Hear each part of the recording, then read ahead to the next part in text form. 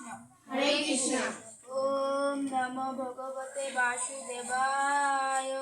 ওম নমো ভগবতে বাসুদেবায়। ওম নমো ভগবতে বাসুদেবায়।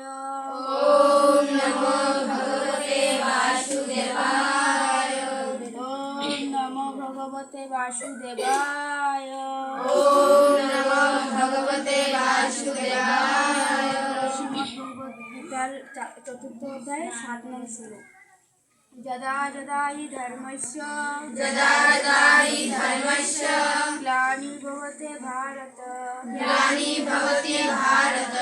অভ্যুত্থানম অধর্মস্য তদাত্মাनं সৃজন্যহম। অনুবাদ।